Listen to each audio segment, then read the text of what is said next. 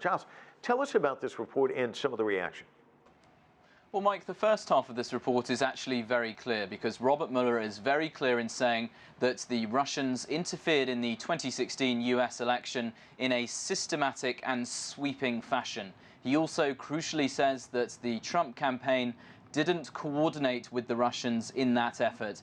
But as for those questions of obstruction of justice, that's where it gets much more complicated. 448 pages of legal language sending shockwaves across the US Capitol. Inside Robert Mueller's report, 10 actions by President Trump that the special counsel examined for possible obstruction of justice.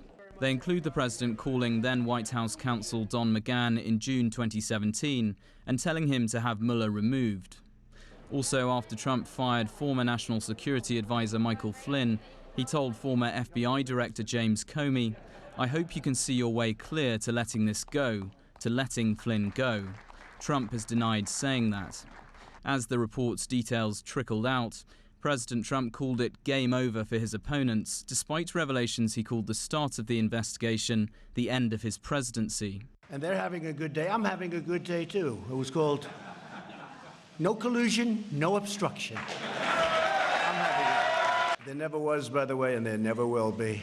Attorney General William Barr held an early press conference to get first crack at characterizing the report before it went public, and described the report's other half, Russia's sweeping and systematic meddling in the 2016 election.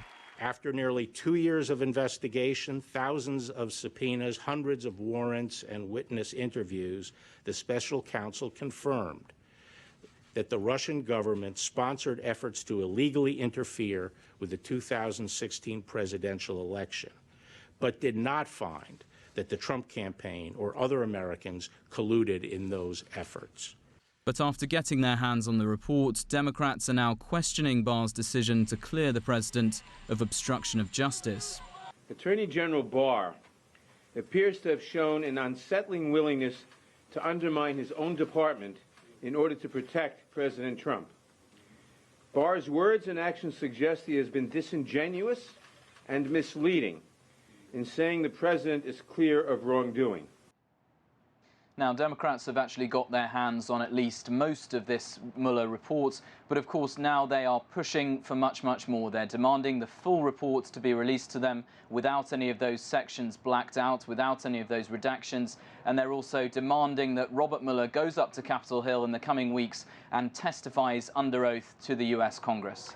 So, Giles, how will the president and his political opponents try and frame this report?